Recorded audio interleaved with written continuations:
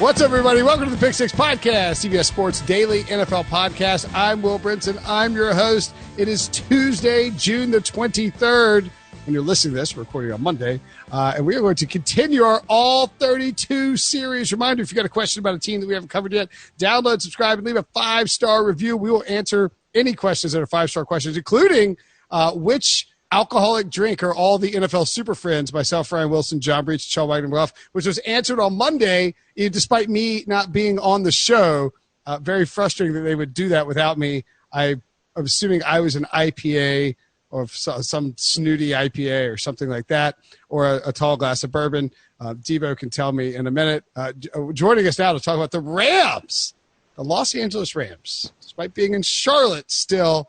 Good friend of the program, Jourdan Rodrigue. Jourdan, what's going on? Not much, man. Getting ready to move in a pandemic. So I hear you're back from vacation, and I am pretty jealous. And you definitely have the vacation look. I very smartly have my video off, so you can't see just how stressed I am. But I definitely am catching vacation vibes from your screen, and I'm pretty jealous. Yeah, I got a little sun going on. Haven't shaved in several months. I've worn the same like 3 T-shirts over the last week. It's been nice. But we're back to business now. Have you like dove in on the Rams? Like, or do you feel, because you have tons of free time, right? I mean, well, not real. I mean, because I'm moving, so like right. The free time, not so much. And I've been working on. I know you guys have seen that. I worked on a couple of those big NFL level NFL stories more broadly with the player video. Oh, you did, yeah. We did a great job. Yeah. You and friend of the program, Lindsay Jones, did. Yeah, she's awesome. She's the best. Yeah. And so we've been working on those for the last couple of weeks. But I had mentioned off the recording a little bit earlier. Like this job was in the works for me for a while.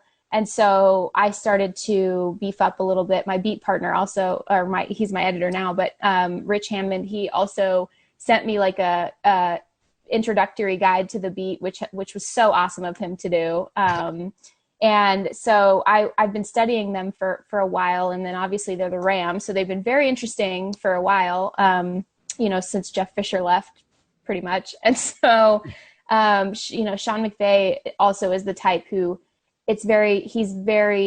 you learn and you glean something every time he speaks. He seems like he's interested in letting people learn. Yeah, and one of the things I like about him is he actually is frustrated when there's like questions aren't specific. Like and I wouldn't say frustrated because that sounds negative, but I think he really relishes getting into details and really discussing details. And he's one of those guys where I think there's a fair amount of paranoia, like there is with every NFL coach in the league. But with him, it's like I was just on a call. This is another thing that was cool about the access difference. Like they've been great about my access. And so I was just on a call with, he was speaking, he was doing a chalk talk with like 100 football coaches in Southern California. Wow. And they let me be on it. That's awesome. And like these chalk talks, this is when you get into X's and O's of what your team is doing. And normally NFL coaches are like, oh my gosh, no, do not reveal anything because someone will be in this Zoom chat and Bill Belichick's in the ceiling somewhere and like, don't do it.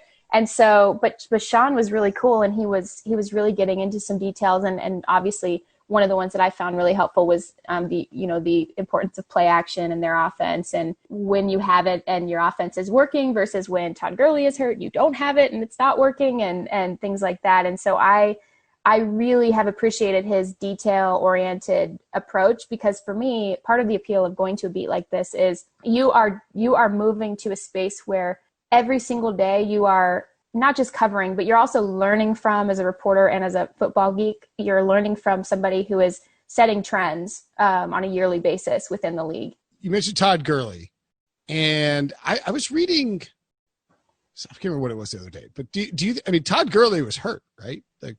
Yeah.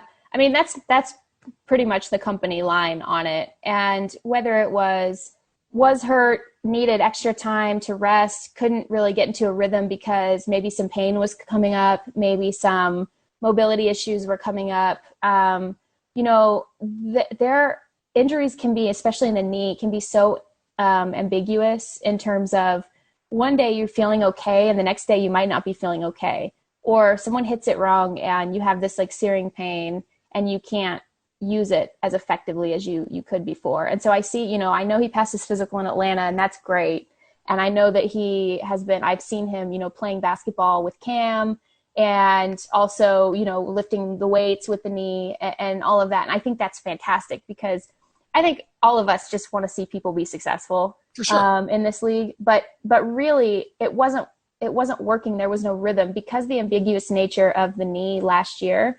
There was no rhythm. They couldn't get into a rhythm, and defenses were no longer holding them accountable, or they were no longer being held accountable by the run. And so then that meant they weren't being fooled by the play action. That meant they weren't able to develop the longer plays, the longer passing plays. That meant they also were taking away layers of their own offense on any given play. That meant that they just were discombobulated in a lot of ways. And I think, you know, part of that is when you're discombobulated, and this is, I know we're talking about Gurley, but when you're discombobulated in a lot of ways, you need to have a quarterback who has autonomy and has ownership of the offense. And so I think that's a lot of why Sean brought in Kevin O'Connell, was because Kevin O'Connell is going to work directly with Jared Goff, to allow him to be able to have more autonomy in what happens if something completely breaks down, or more control over and more ownership over, I am confident in running this and I see this with my own eyes, and I'm not just sort of like getting dialogue in the headset. Yeah. Right. So in other words, like if the Rams weren't set up through what Sean McVay was seeing and saying to Jared Goff, it's like Tecmo Super Bowl. You would call a play, and if the defense called the right play, you're just kind of screwed. Yeah. Right. You know what I mean? Like it wasn't like Jared Goff wasn't going to get up there and have a bunch of like different checks. And I mean, maybe he would occasionally. Is that kind of on the lines of what you're saying? That's kind of what I'm thinking. And I think that, you know, I was reading too, and like part of me too, because I'm obviously catching up, you know, on years of, you know, not actually seeing these guys every day. But sure. I was reading about, you know, something that Bill Belichick did that really was creative against them in the Super Bowl was their defense would wait until the headset was cut off, and then the defense would change and then force Jared to rearrange. And so that's obviously very smart. That's something that you don't, if you're a head coach, you don't want to have all the information presented and then like push your quarterback off a cliff at that point. Like you want the quarterback to also be having ownership of what he's seeing, and not just sort of whether he's instructed to just follow what McVay was saying, or whether he, you know, was kind of questioning his own eyes, whatever was happening. He's growing. He's still processing. He's developing. He's really in this sort of adulthood quarterback phase now, where he has to, I think, mature and take ownership of this offense and autonomy within it in a lot of ways. And I think that's part of it. Like when the headset cuts off, what are you seeing? And you need to trust yourself. And I think Kevin O'Connell was brought in specifically to help with those types of things, which will be a really interesting dynamic, because again, it goes back to Sean McVay. Like he's seeing where he needs to change early.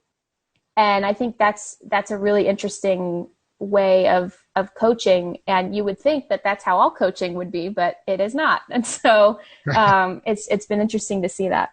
Yeah. I mean, look at Mike Zimmer's offense last year. I'd rather not.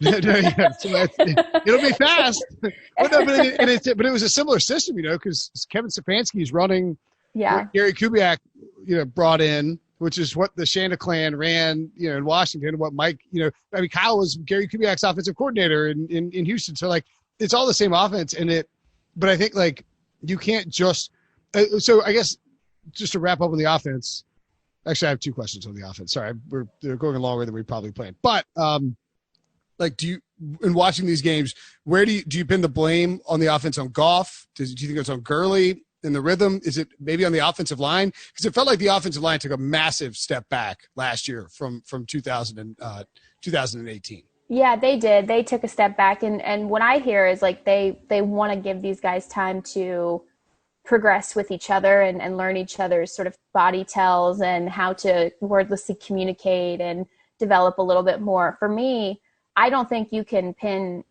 that blame on any one person or any one position group, because I think that when you have specifically those three position groups not perform consistently, or there to be sort of a flaw in the Death Star in some way. Like you can't assign blame to one of those guys. Those are all such key cogs that have to work in unison and have to complement each other at all times. You know, the run setting up the pass, the run setting up the play action that sets up a lot of what they do in their offense.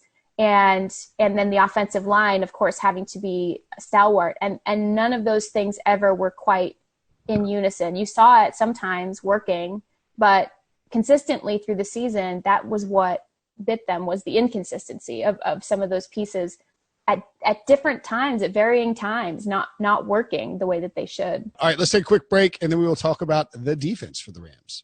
What do we think about this Rams defense? What is it going to look like? You mentioned that you think Staley's going to do a bunch of different things. Does that mean like putting Jalen Ramsey like inside on the nickel, or what are we talking about here? I love that you teed me up for that, because you know that I love talking about position flexibility, especially in defensive backs. And I just appreciate that about you, Will, honestly. I think I'm really excited to see that. First of all, I want to be clear, like, they really will need help on the inside. They don't have a starting inside linebacker right now. Yeah. And, you know, they're going to be pretty multiple, so they don't necessarily need to – they can continue this competition on the inside a little bit as they continue through the year, because it's a lot of young sort of field unproven guys on the inside. So, you know, what are you going to do when, you know, George Kittle comes to town and is just seeing this open middle of the field and is like, oh, you know, I've never heard of that guy who's going to be guarding me. Well, you put Jalen Ramsey on him and you play in the nickel. And I think that this is going to be really, really exciting, because Jalen, we know he did this all throughout his career at Florida State. We know that he has the ability to be versatile. They also are like pretty cornerback happy in terms of starting caliber corners. They have enough so that if you put Jalen Ramsey on the inside to combat some of these middle field threats and some of these larger, receivers and tight ends who are kind of back in vogue and putting them in the middle of the field, you also can put a starting caliber corner on the outside so that you're not sort of limping there in that option. And so they're kind of at a wealth right now in terms of what they can do in the defensive backfield and sort of the versatility they can do. But I do think it's also because in part they're at a little bit of a dearth, at inside linebacker, minus Corey Littleton. And, spoiler alert, they're going to still be very good up front as well. So Aaron Donald? Yeah. I can't wait to cover that guy. He was on Zoom with us for a little bit, and it was so funny because he hadn't had an availability yet since the spring began. And so he put a picture of himself flexing behind as his Zoom background, because he was like, I wanted you guys to all make sure that you knew I was still working. And we were like, Aaron, literally nobody doubted that you were still working. Yeah.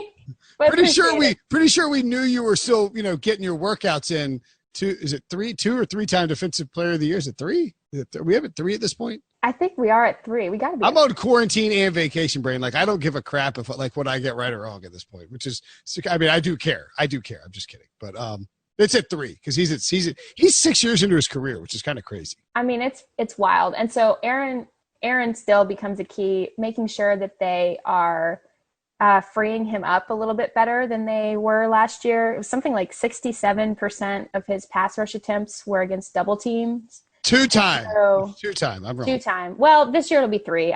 Really, it doesn't. He's going to have 10 by the time he retires. It's fine. No, it's 2-time defensive player and then defensive rookie. That's what screwed me up. So I'm sorry. I'm sorry. My bad. I accept your apology. What is a good season for the Rams, Jourdan?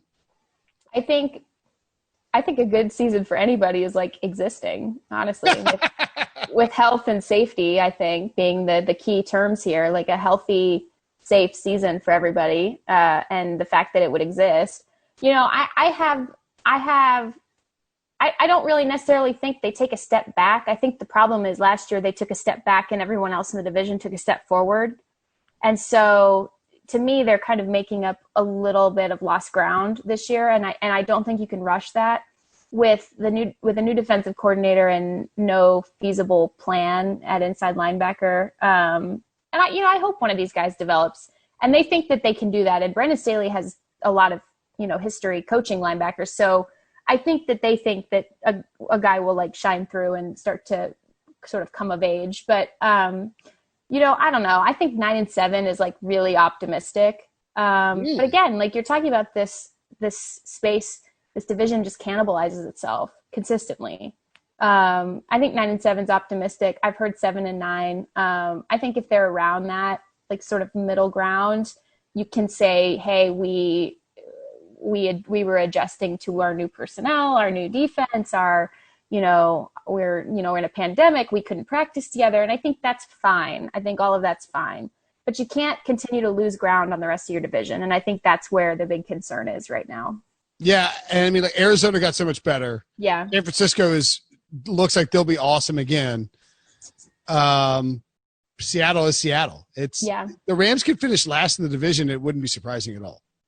Yeah. And they could finish last with like a medium record, which would be like a steal for the team that I just came from, honestly. But not to be mean, but kind of, yeah. But I mean, the rough couple years. The Panthers won multiple division titles with like 500 or worse records, right? While you were there? Yeah, not while I was there, but they went to the playoffs once, and then I covered a 6-10, and I covered the slide in 2018 and the slide in 2019.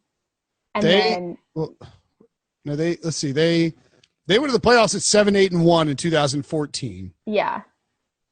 I wasn't there. Oh, okay. You weren't there then. Yeah. Were you there for the title or the Super I came right after the Super Bowl. I got there in 2016. Oh, well, maybe the Panthers will finally turn it around. Yeah. And I accept all credit, honestly. Yeah. No, I'm just kidding. Well, I talked about like Ben Volen. Like everywhere Ben Volen goes, like really weird stuff happens. Like, yeah, I see that. The Dolphins in incognito, the Patriots and all their gates, and Aaron Hernandez. He was there for Tim Tebow at Florida. Maybe the Rams will go 6-10 this year. Yeah, and maybe the Panthers will be win 2 games. Maybe the Panthers will go 15-1 again. I'd be kind of like, I'd be happy for them. I'd be kind of mad personally that I wasn't covering it. Yeah, it's not going to happen. It's not going to happen. No, I think the Rams are sort of a sneaky team in this division, because I do think that people are going to pick them to finish last. Yeah. And like, if these coaching changes work and Goff could take a little bit of a step back to where he was in 2018 and the offensive, and like to me, people were sleeping on Darrell Henderson. I think he's a really good player. Cooper Kupp and Robert Woods are awesome receivers. They have Everett and Higbee who can catch the ball. And if the defense, can be above average, like they can certainly be a playoff team. But I think there's a five win floor there. Yeah. And, I don't think in terms of, people kind of overlooking a lot of their personnel and ruling them out in a lot of ways, like even on paper, they aren't as good as they actually are. And I say that, I know that's really weird to say, but you have guys who are coming in like Cam Akers. They're going to run a 1-2 punch with Cam Akers and Darrell Henderson. And I feel like it's going to look very Ingram Kamara 2017. And I think that's extremely exciting, because if you pass as much as the Saints did and you still have that 1-2 punch, and you can do that with Goff, Akers, guys that 2 running backs that you don't have to pay quickly. And you also have this defense that is badass, and it will only get better, as Brandon Staley gets his feet under him. Like, and a very underrated receivers group. I mean, that's a great receivers group, and they are extremely underrated, I think, across the league. And really your big issue is your offensive line, and you kind of wonder, what that's going to look like. But I mean, they're even better. You put all these names down on paper, you're like, oh, that's a pretty good roster. But I think they're actually better than they look. I agree with you. I think they might be better than they look, and yet I'm still not that enthused about their season. I mean, are any of us, are we excited about anything? No. Are you excited about moving? Probably not. No, I mean, I am excited to get to LA, because I love the West Coast, but I'm feeling very existential with this pandemic. Yeah. That is perfectly acceptable. You should be anxious and existential and all of those things right now, to be perfectly frank. But you know what? The last time you appeared on this podcast, you got a new job like 2 days later. So I'm sure your new move will go swimmingly. You always catch me at the right time. It's pretty great. That's right. Jourdan Rodrigue, always a pleasure. Reader at The Athletic. On the Rams now. He used to be the Panthers. Follow on Twitter at Jourdan Rodrigue. And hopefully we will be able to hang out and get a beer soon. That'd be great. Well, thanks for having me.